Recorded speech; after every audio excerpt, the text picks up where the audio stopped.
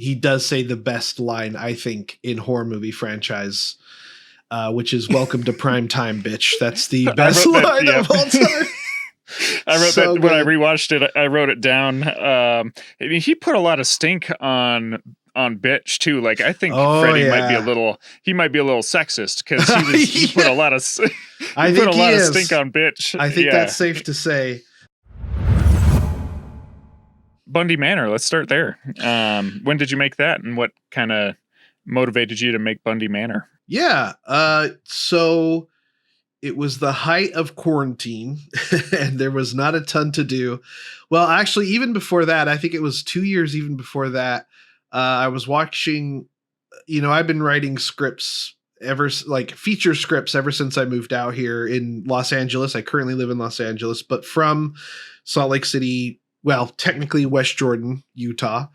And I watched this documentary about people who make haunted houses in their backyard, but there was one in particular that was like an extreme haunted house where they were just basically torturing people. And I was like, oh, okay. But it was just fascinating to see people going through it, getting like their eyebrows shaved and their like teeth pulled and oh my gosh. Oh yeah, all this stuff. And then coming out the other end being like, that was the greatest thing ever. And I was like, whoa, what? What's wrong with these people? Yeah. So I was like, all right, there's definitely a story here. And so, years go by, I wrote a little bit of like a treatment, but then when quarantine happened and there was nothing else to do, I was like, I'm going to write a movie that I can absolutely make. And so I started to think about like, how can I make this the cheapest possible? And I went to college in Southern Utah University. That I could get right because I actually went there. And I did improv with Off the Cuff. They're a fantastic improv troupe if you ever get to out there. But they own a theater now. And so I asked them, I was like, hey, if I wrote a movie and it takes place most of the time in the theater, would I be okay to film there? And they were like, of course, absolutely. And so Cedar City is also a pretty, cheap town. So we got to I was looking up Airbnbs and they were very cheap. And so we were like, okay, I think we can do this. So I wrote the script specifically for that. We did Kickstarter. We raised $60K for that on Kickstarter. And then it came out in 2020. Oh, it casted Walter, of course. And then that came out in 2023 during the month of first it came out on Amazon on September and then was fully released on like Tubi and some free websites that October. And we were for like 2.5, 3 weeks. We were in October. We were one of the number one watched horror movies on Tubi. And I think it came from we have a killer marketing team and we, went ham with that. And so, yeah. And that really kind of got us to the point where we are with Demonetize. I agree with your killer marketing team. So you guys are the only film like after you got accepted to the Spark of Madness Film Festival, you guys are out there creating events for your screening and you're out there posting in the Facebook groups. And it's like, we're trying to do that stuff too, but it's like, it's so great to see the filmmakers promoting their own work because you hear so many stories about even at these really big festivals, maybe even especially at these big festivals, screening to like 10 people in the audience or like 5 people in the audience. And it's because nobody tried to like promote their movie locally. Yeah. So you guys have a great marketing team. It's well, thank you. And that's a big shout out to Clyde. He'll be there for Spark of Madness for any filmmakers who want to chat with him about that. And I just think it's important. It is unfortunately the job as a filmmaker that you have to also, you don't have to be great at social media, but what we are great at is capturing content. And so you just got to be, willing to capture the content for people who maybe are better at social media. And, that's my biggest fear is I have screened, certain films in to 5 or 10 people and I'm not saying that's wrong, like cool, like, but if I screen to those people, but I tried. I'll at least know I tried, you know? So yeah, we're really trying to push, and we have we have some really cool, fun videos coming out to push Spark of Madness. And this is the first time my family's going to see this movie, and they grew up we all grew up very religious. And so it'll be very fascinating for them to see. I mean, Bundy Manor was also pretty, graphic and had some swearing, but, yeah, this is double that. So yeah, very interested to see what my Mormon mother thinks of this movie.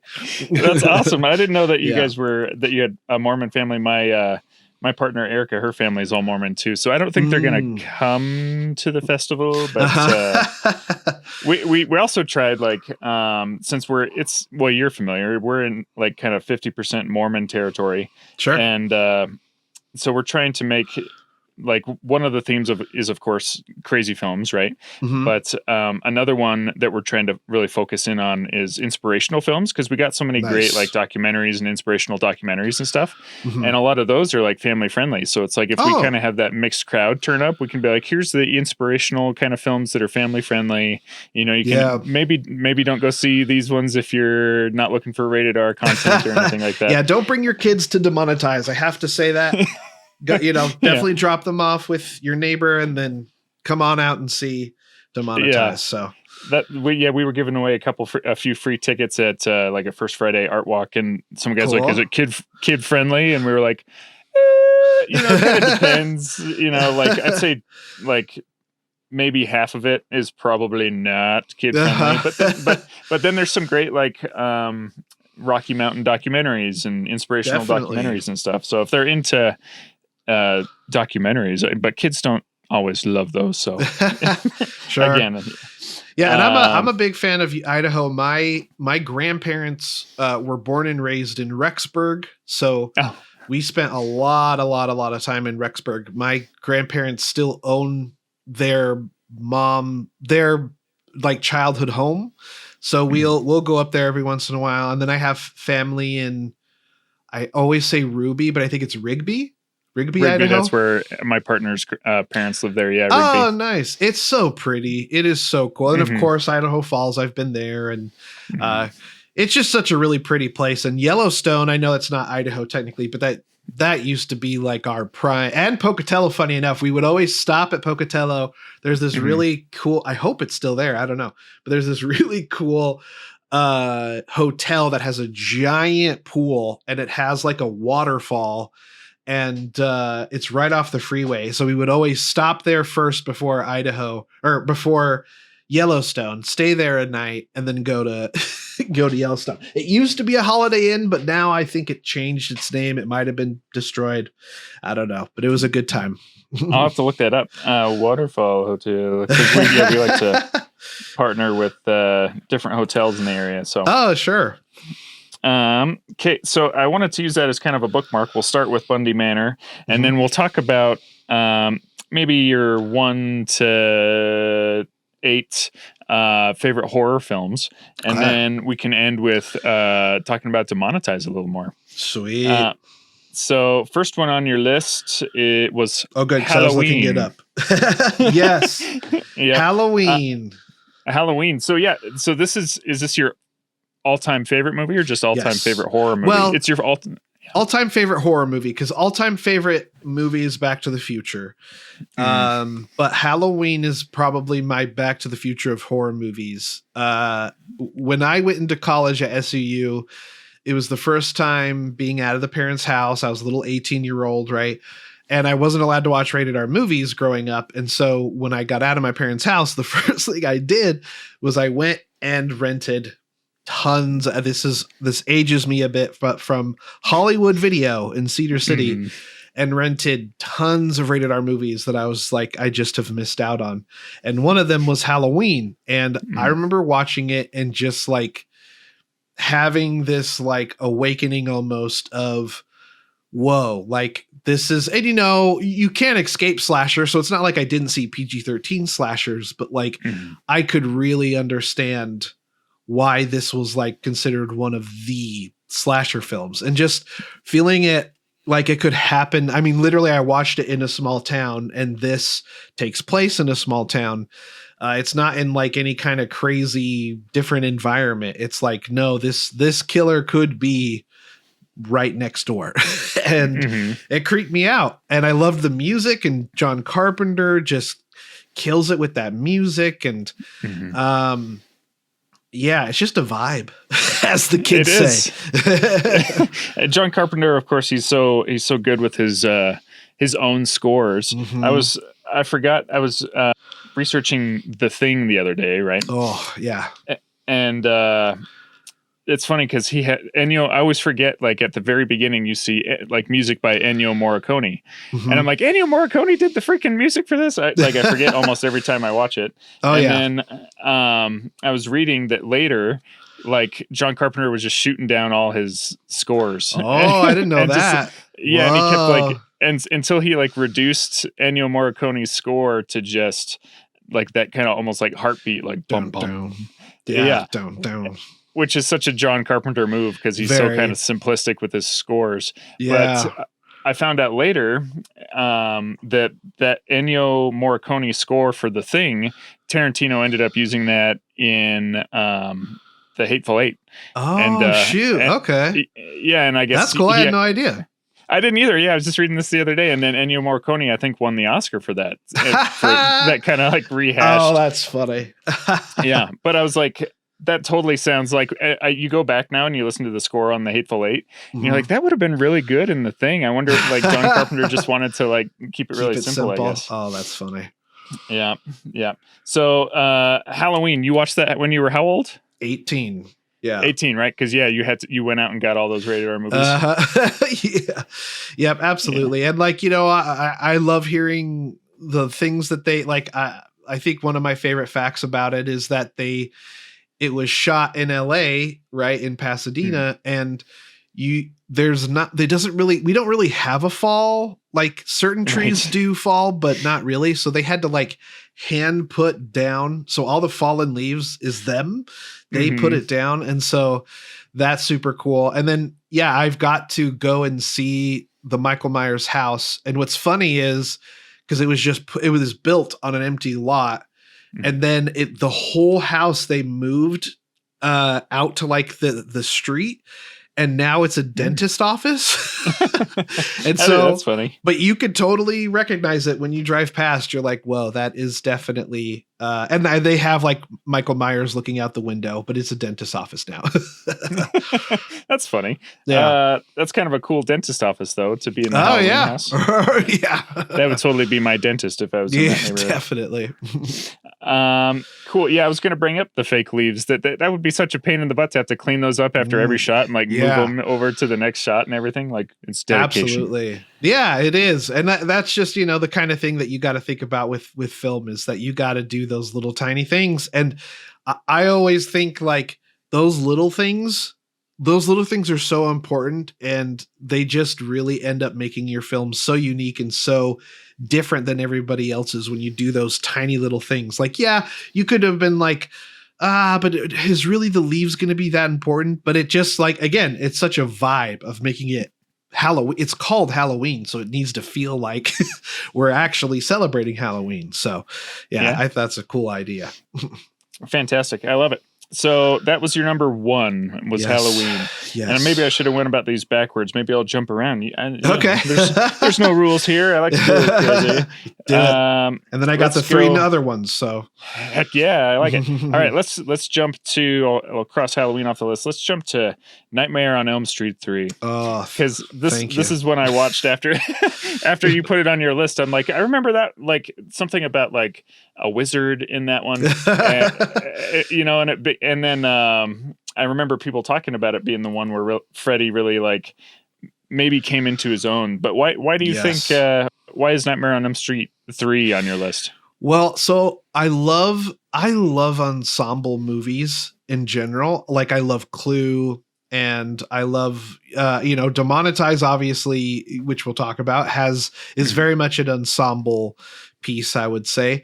And I just love like characters like Back to the Future. Yeah, Marty is a very big character, but like so is Doc, so is Biff, so is Lorraine. Like everyone is just like really like defined, and I feel like this feels like that. And I love that it makes sense that, you know, the main protagonist from the first movie, she's back, and I like that it takes place in like a I'm not sure if the correct term now, mental institution or you know, that sounds good. Yeah. And I just love they get very, you know, everyone is very clever.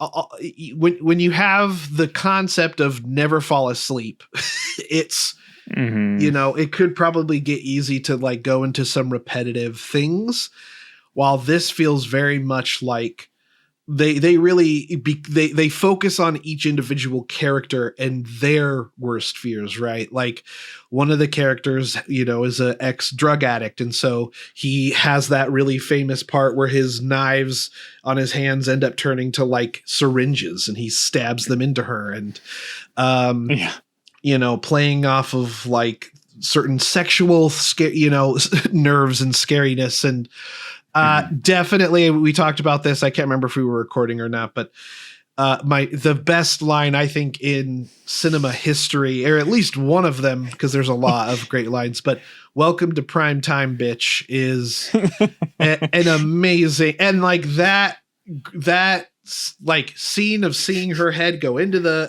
TV is just like, oh, it's and honestly ahead of its time, because if you think about it, it's like, how much of media are we consumed by? And literally it consumes her. Right. So I don't know. Yeah. I just think there's a lot of crazy cool moments in it. And we actually find out what Freddy is, like where he like, we know how he got attacked and, you know, how he was created, but like his mom and his, you know, like how that all happened. And so there's a lot of cool lore that happens in the movie. So yeah, I could go on and on, but and then I got it. Sorry, the last thing about it is the part where I believe it's Patricia Arquette, right? I think she's in it, and there's a part where she falls asleep and she gets eaten by a giant Freddy like slug thingy, and it's all practical, and it's just terrifying. It's awesome. It was so cool. And the stop motion or whatever that they used, like when he's like grinning and stuff, and the animatronics on the face for some of it, I was like, dang, like that was one of the coolest parts. I had that written down. So cool. Giant Freddy worm or whatever he was supposed to be. Yes. And then there was a really cool effect with do you remember the bike that came into the room? And then it was like the same dream as the Freddy worm thing. Oh, okay. But a bike rolls in to kind of like wake her up. That's right. And then it like melts. And I was like, oh, that's really cool. So I wonder if they did like miniatures and they just actually melted a wax bike or something like that. Yeah, it just looked so cool. I miss that kind of stuff. And that is kind of having a big resurgence lately. Like a lot of filmmakers are like, I saw Project Hail Mary, and a lot of filmmakers are touting like trying to use as much practical effects as possible, which is pretty sick. Yeah. Yeah. And when am I having a brain aneurysm? But he just created the guy who just did Frankenstein. Guillermo del Toro. Del Toro, yeah. He's creating his own stop motion studio, I think I saw. Oh, so that's sick. That's pretty sweet. Yeah, very cool. And I was going to talk about the ensemble. It's something I'm doing in a horror script I'm working on too, where I just love the thought of everyone having like their own individualized, like personalized powers almost. And that was such a cool thing in Nightmare on Elm Street 3, where it's just, you got the wizard and you got the super strength guy. Patricia Arquette's character, I think, maybe got the short straw because she can like just do backflips and stuff. But I guess it helps her escape. Yeah. And honestly, like that helped her more than like the wizard guy. This is maybe like, I don't know if this is a critique because I don't think this is what the film is how the film's supposed to be enjoyed. But I was like, everyone gets these really cool personalized powers, and then it doesn't do anything. Like, yeah, exactly. like he's like the wizard, right? He zaps that chair in that one hallway scene or whatever, and then he goes to zap Freddy, and Freddy's just like, Nah. Yeah, Oh, it's like, got oh, him. that doesn't, these powers don't do anything. Yeah, But exactly. so it was almost disappointing, but at the same time, it's just like, I don't know. That's not really how the movie's supposed to be enjoyed. It's like, No, maybe. they love to do that false sense of hope, right? Where they're like, Yeah. we got all these cool powers, and then, yep, Freddy's ready for you. Yeah. Freddy's ready. I like Yeah. it. So before I move on to the next one, what's your second favorite Nightmare on Elm Street? Probably the first one. I have to, and I do have a bigger appreciation for the second one, especially highly recommend anyone watch the Scream Queens documentary. It really just gives you an insight into the second one, because that used to be like the really black hole of the franchise, but it really gives you a whole new appreciation of the second one. So, but yeah, definitely the first. I mean, crazy cast, great concepts, and Robert Englund is just, people keep bringing up like who would play him in a remake, because the guy who played Rorschach tried, and he did a really good job, but like. I don't think it was necessarily his fault, but some people, there's a lot of comedic elements to him that kind of make him, and I just don't know if anyone else can do it. So yeah, it'd be interesting to see if someone else tried to make that. Yeah. I'm trying to think of who would be a good actor to play Freddy if they were doing a new reboot or something like that. Robert Englund famously said Jim Carrey would be a good, but I'm like, I don't know. Maybe in his like early career, but now that he's like Mr. Big Famous, I just don't see it happening. Yeah, I don't know. I think you would have to have an actor who has great comedic chops, but sinisterly. It's such a hard thing to navigate. So like a danger to him, because Jim Carrey has almost no danger to him, I don't think. That I can really pick up on. So yeah, it's tough to have like someone who's funny and someone who's kind of scary. Jim Carrey's not really that scary. I just watched Earth Girls Are Easy the other day. Nice and classic. Which is a classic, and I had totally forgotten about that movie, and I'm like, it's so funny to have Damon Wayans and Jim Carrey and Jeff Goldblum in there as furry aliens. I'm like, so love it. Okay, next movie, let's go with Hereditary. We'll mix it up and kind of go a little more modern. So why is this is one of two kind of modern ones on your list. Yeah, I tried to make some modern, because I've definitely been affected, and I'm sorry if this was your first time watching it. It is okay, good. It is brutal, and I've only seen it twice. All these other ones that are on the list I've seen a million times, but these are, and I will say the only reason I watched it a second time was because my partner, she hadn't seen it, and so I was like, all right, well, I'll watch it with you. So like, it's a brutal movie, right? And it's heavy. Yeah. And it really hits. And I really think it's the movie that kind of like really had this like, set the tone of like generational trauma, which I know is like kind of a theme right now. Right. And I mean, I'm currently writing a script about it, so I'm not trying to criticize it at all. All right. But yeah, I mean, one, it was filmed in Utah, so it has a little bit of a soft spot there, but two, it just does grief so well in a horror movie, and to have grief be a villain, which which isn't the first movie. Like Babadook does that really well. But yeah, and then Tony or what is it? Yeah, I think it's Toni Collette. Am I saying that right?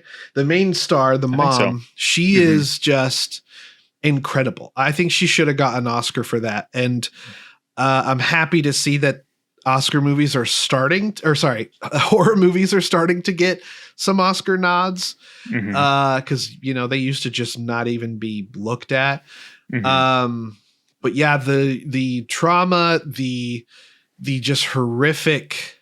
I don't feel like the visuals are just random. Sometimes I feel like some horror movies throw in really scary moments just because they're scary, but this feels like it's all connected back to the trauma that this family has faced. Mhm. And so, yeah, highly recommend it. And if you haven't seen it, try not to look up anything about it because Yeah, going blind. Yeah. yes, it is hinged on a very pivotal movie point that if it's spoiled for you, it's a little, I don't know, not as impactful. Mhm. But yeah, Ari Aster, I think, is an incredible filmmaker, and I liked Midsummer. Mhm. But yeah, this, and I don't know why I also love movies that are set in the woods. Oh. Not, and it doesn't necessarily have to be like cabin in the wood movies, but like Mhm. I saw Cuckoo recently. Well, I guess it was last year, and that's another really great movie. So Hmm. yeah, overall those are very long winded, but that's a big reason for Hereditary for sure. No, that's great. And I've been thinking about modern horror movies and rewatchability. And like we were saying earlier, it's like Hereditary is like it's a heavy movie and it's hard Mm-hmm. to rewatch it. Like I wouldn't go sit down and rewatch Hereditary just like Yep. for fun. And Yeah. it's like I kind of miss honestly like fun horror Mm-hmm. Halloween is so rewatchable Uh-huh. and Nightmare on Elm Street is so rewatchable. What is it about Hereditary and especially Ari Aster stuff um that makes it is it do you think it's just Ari Aster that makes it hard to rewatch or He's been I think there it is a trend because there are a few other horror movies that I've seen that I've absolutely loved that Mhm. I'm like, I just don't know if I could rewatch this again. Like Monkey is one. I loved it. I thought it was actually really Oh yeah, comedic, it but was, yeah. it's just very gory. I will say I thought that I wouldn't watch Longlegs again because it just creeped me out so much, but Mhm. I have, and I actually has become a very rewatchable movie. Yeah, I think Ari is a big thing of that because yeah, I haven't watched Midsummer again since that first Mhm. time, and I think it does have to do with the graphic visuals. Mhm. Um, but then I gotta say, Sinners, I've seen that Mhm. like 3 or 4 times. I think It is that's a rewatchable, really yeah. great rewatchable movie. And yeah, maybe it's because there's some very graphic moments in there, but Mhm. I think it's very, maybe going back to what we're talking about, character driven. Mhm. And not that Ari's isn't, but I think it just handles very heavy subject matter, and not that systemic racism and religion forcing their beliefs on, certain groups of people is not a Mhm. heavy issue, but um I think I kind of feel like Ari's movies are trying to explore trauma while giving you traumatic visuals, which Yeah. makes it hard to rewatch. It does, and it's like I'm a big fan, especially in horror, of like really fun moments, Same. like the that's why Freddy is so great because it's just like Yeah. ridiculous moments. And I watched you brought up Monkey, which I did like, and there were fun moments in that. But I Mhm. watched Monkey. Is it Monkey Shines, the George Romero one, like Oh, I haven't seen that. about this super smart monkey that ends up kind of like Oh, corrupting this I've guy seen the telepathically. trailers, but I've never seen that. Is it fun? Eh, It's so the whole thing is it's funny because it's like the whole thing maybe there's some fun moments because they use a genuine monkey the whole time, right? Oh So my it's not a gosh. CGI monkey Yeah, yeah. and that adds a lot of charm to it so it feels fun almost the whole time, but there's a scene at the end, I won't spoil it, but it's like makes the whole movie fun. And so it's Oh, like cool. I love fun moments in horror and I miss like Weapons of course has fun moments and I think that makes Mm. it really rewatchable. Yeah, I could Um rewatch Oh, actually, I have watched it twice, and I've bought it, so like it's gonna be, and I I've been doing a lot better with physical media and things like that. hmm. But yeah, I usually only buy movies when I'm like, oh, I'm gonna rewatch this Yeah, exactly. so Yeah. bad. So Yep. yeah, and I love Zach Kreger. I think that's who did. I always get Zach Kreger and Osgood Perkins mix, but Osgood Perkins did Long Legs, Zach Kreger did Weapons, right? Or am I switch? Did I just do it and I mix them up? Oh no, I'm in trouble. I'm in No, you're. I trouble. think you're. Let's see. We will. I will Google it real fast. I'll Okay, do the. Jamie, pull that up. yeah, there you I go. need a Jamie equivalent. There you go. I'm pretty sure it's Osgood who did Yeah, you're right, Jack monkey. Krager, and that name sounded familiar Okay. because he did. He was the whitest kids you know guy, right? Yes, yeah. Yep. And then Sinners also had some fun moments. I wasn't as like into Sinners as I think the Academy was, but because I feel like after like shit hit the fan, that it didn't feel like any of the action had to do with like overcoming like the main theme or the main conflict of so I was just like, something's missing here. And I honestly really I would have watched a whole movie, like just a drama about those two brothers and like in that town and stuff, and like setting up shop. Like the setup for me like was a lot more enjoyable. Yeah, I thought it was really good. Well, anyways, so fun moments in horror. That's a good underline that. So what do we have next? So that was Hereditary, and then next let's go with Jaws. Yeah, but, I kind of talked about how my parents wouldn't let me watch rated R movies, and even though I believe this came out, and I think it came out as PG, but that was before rated R. But then it became rated R for a little while, and then something like that. But it was one of those movies that I got to skirt by.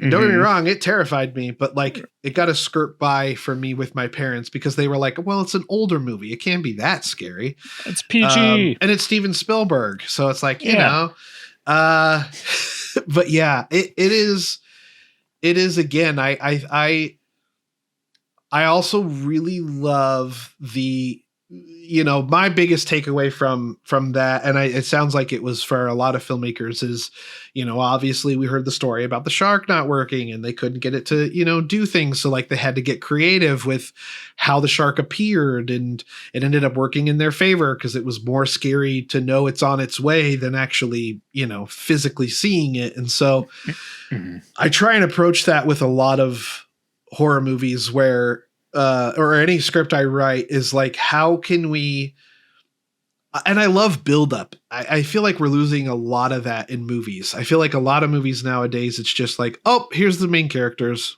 Oh, here's, where it's like Jaws, we get an incredible introduction to him and we get an incredible introduction to all the main characters. I mean, I got to say in Jaws, when we get introduced to the, I'm really terrible with names, but we get introduced to like the actual shark hunter himself. He scratches the chalkboard, and then everyone turns and looks at him, and and he's like, "If you want to get this shark away, I gotta get this shark." That's my impression. That's my impression for you. And just incredible, introductions, and then. I love that concept. And then, hearing, I'm sure for them it was awful at the time, but it really feels endearing, and it really motivates me to be like, they had an awful production on that shoot. And like, it wasn't like, they weren't like mean I know there was some moments, but like, they were all just trying their best with the little budget they had. And it was Steven Spielberg's, like, it's not his first feature, but it was like his first big feature, and really what created blockbusters pretty much. And so, but I'm sure they didn't feel like that at the time. Right.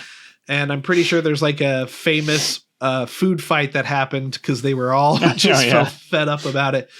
And I actually got to over here at the Academy Museum. They have a whole section dedicated to Jaws, and it is so cool. They got like the original editing station that it was edited on. They got like slates. They got the actual barrels that they shot into Jaws, and or Bruce, as we all, us aficionados call him. All right. But yeah, I could talk forever about Jaws. I could do a whole podcast just about Jaws. But yeah, it is so incredible. It is. Did you see Duel, Spielberg's movie? Oh yeah, definitely. And a lot of similarities. I just bought it. Oh yeah, yeah. That's what I heard. So what kind of similarities? All I've heard is like he used some of the sound at the end from Duel. Yes, the death scene.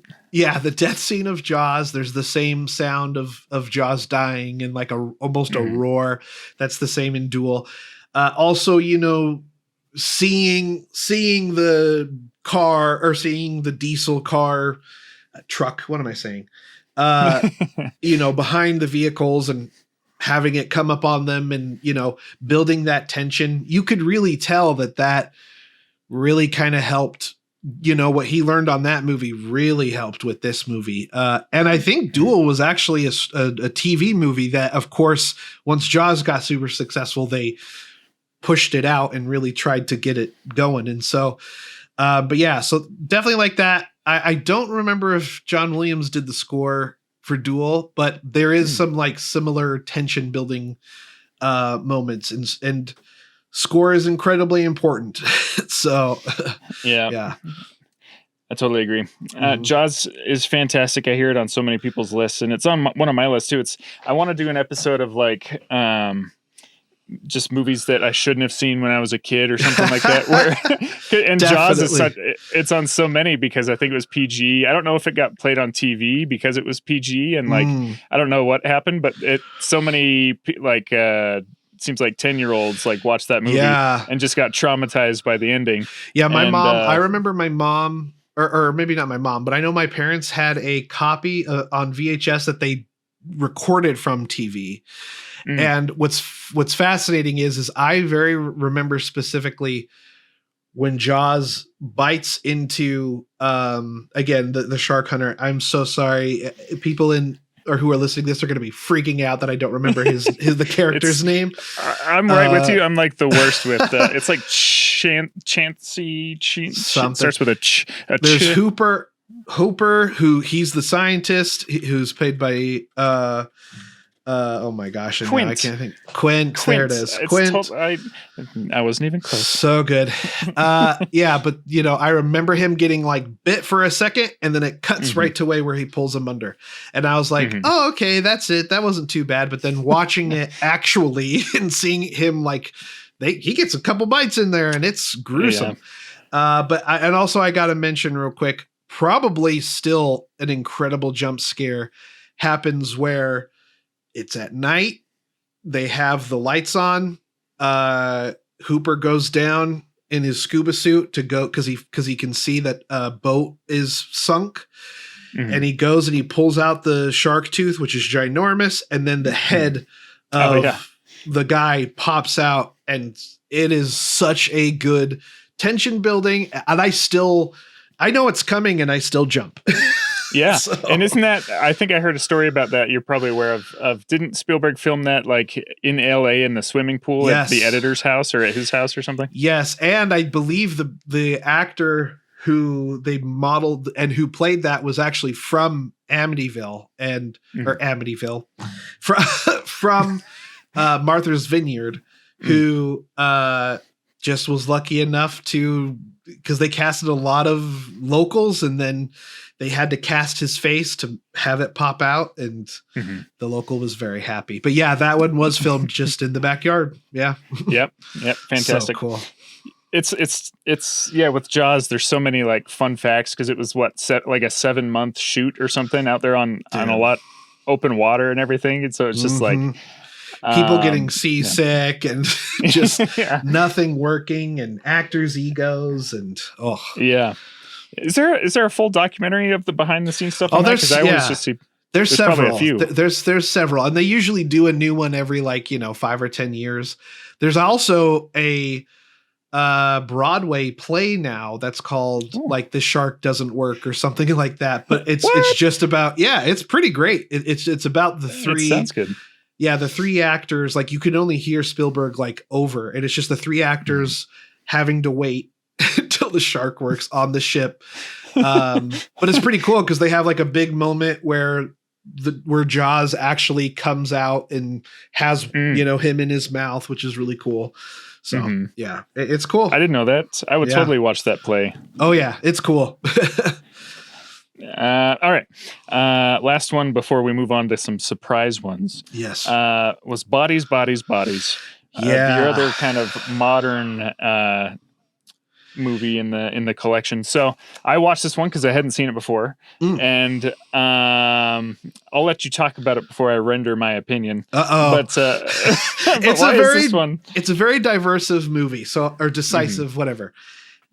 So I get it. It's not everyone's cup of tea, but what I think it does really well is it really kind of exposes the social media pop culture.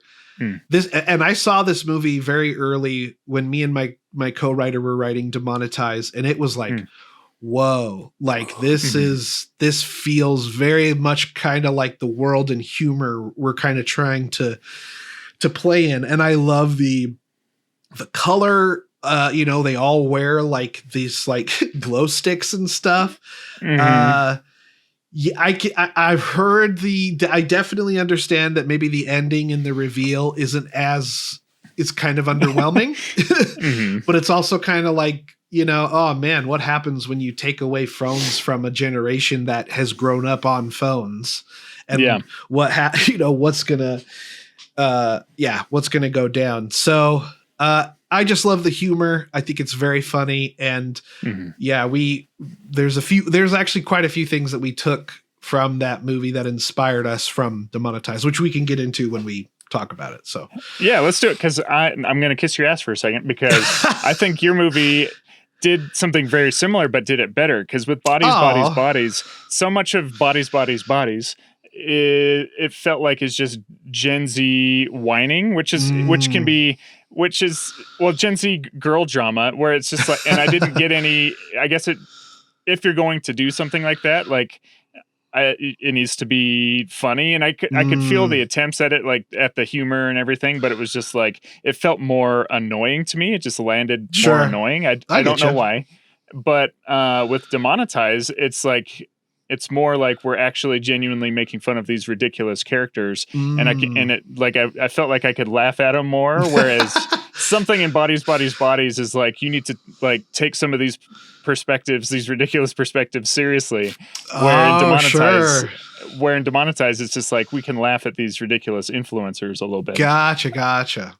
Yeah. I feel that. Yeah, I think the biggest thing we took away from Bodies was the color palette. Like if you watch back Demonetize, each character on Demonetize has a camera, and our amazing gaffer, he had the idea of like, what if we made each of the lights a slightly different hue, just depending on the character. So Tara's our very ditzy drama influencer, she has a pink hue. We have a purple hue for our Bree, for our new influencer. We have like more of a yellow for Jane, who's making her comeback. And it's really cool because it can really help the audience, maybe without them really realizing like who's filming, because we have the different lights and stuff. And they did that in Bodies.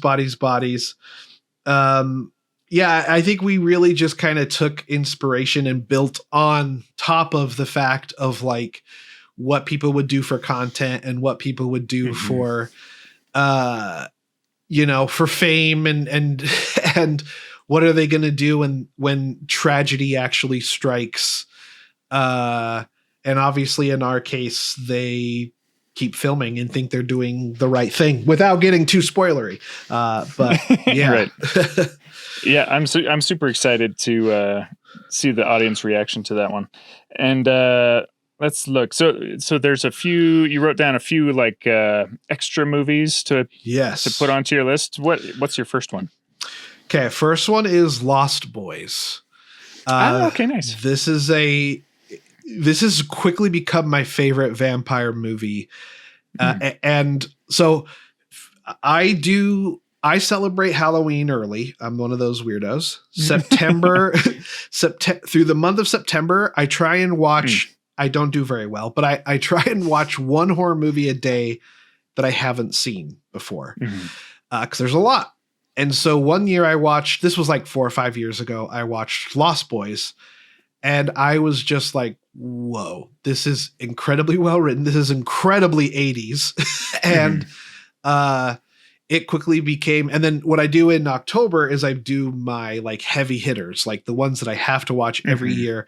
Well, Lost Boys has actually kind of moved and shifted into that October slot. So I just love the characters. I love, again, it has an incredibly great line that's like, I'm going to get it wrong, but it's like, oh, you're totally a vampire. I'm going to tell mom or something like that. So good.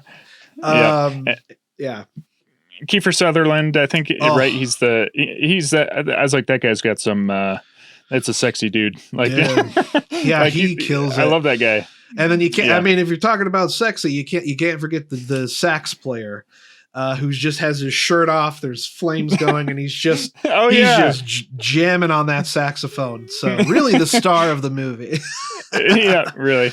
Yeah. I love like characters like that just pop up with just this element of weirdness, and they're just like one of the best elements. Oh yeah, and I think horror has a lot of those for some reason. Yeah, I totally agree. Yeah. All right, what's your next one? Next one is Alien. Nice. Yeah, one of my favorites. Yes, I love horror. I love sci-fi, and if there can be any sci-fi horror, just goes up.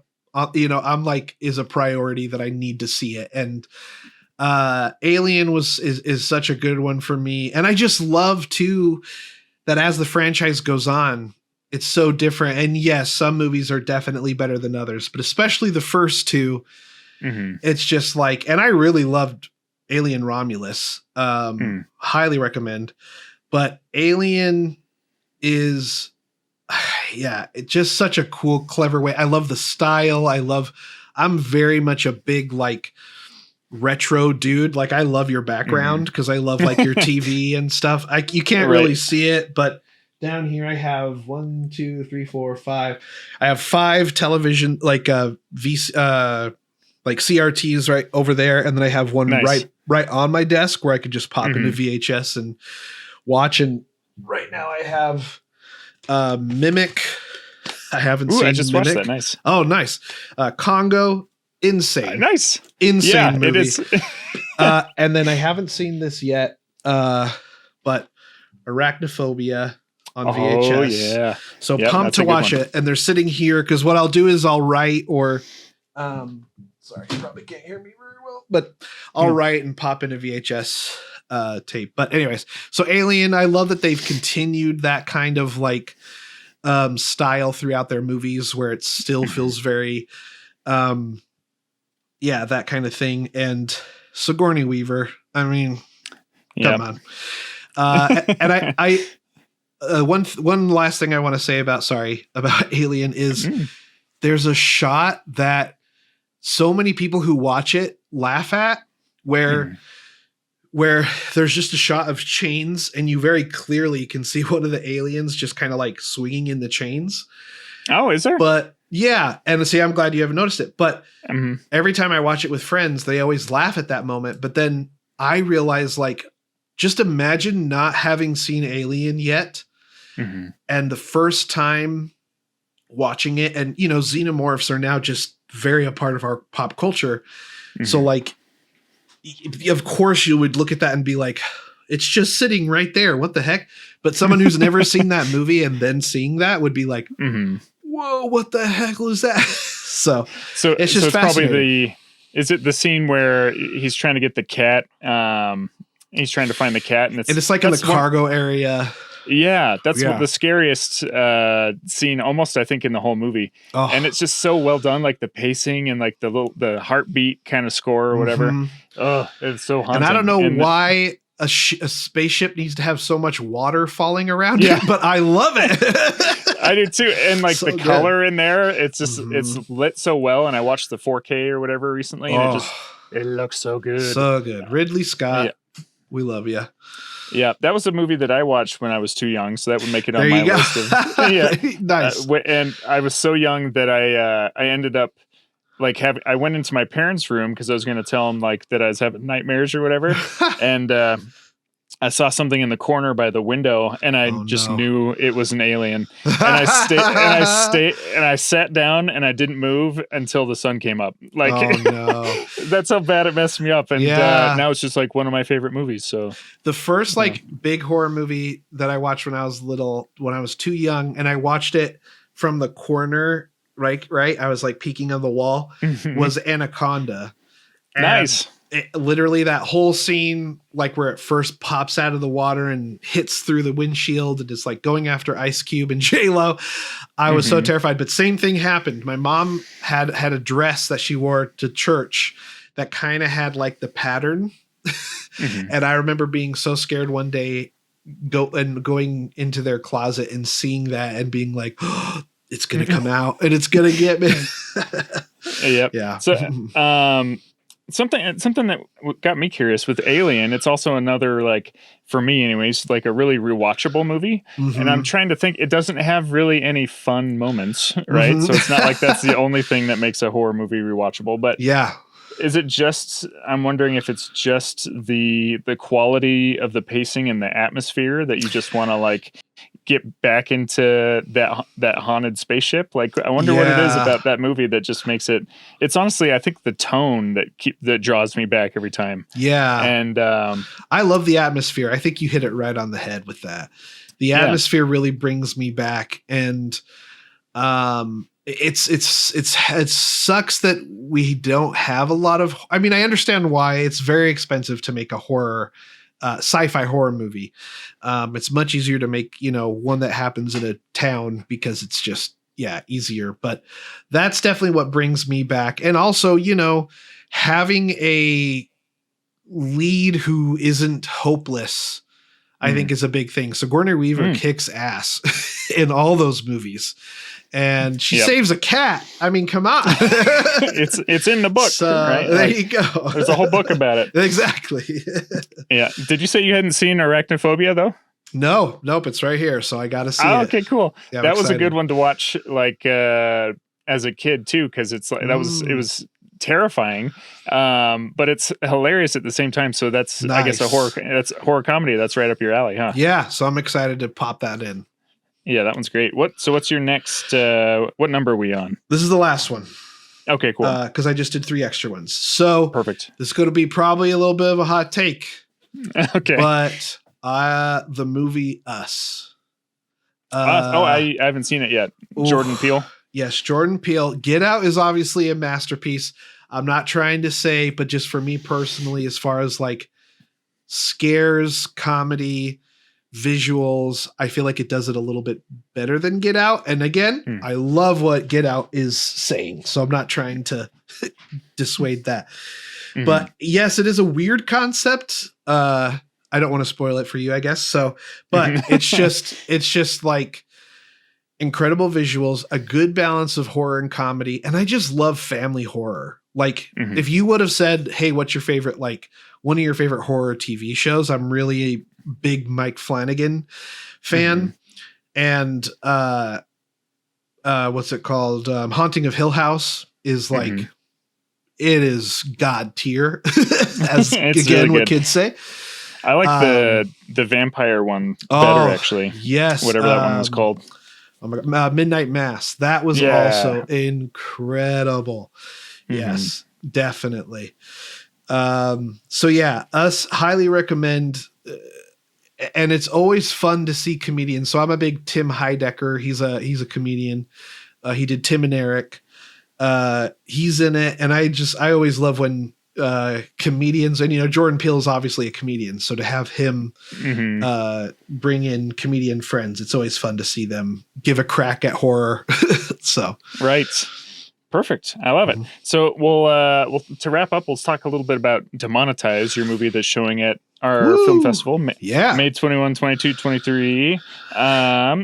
So what drove you? You said you started writing the script before Bodies. Was there like an inciting incident that was like, I need to write a script about the kind of ludicrous nature of social media and influencers and kind of the horror maybe that's involved?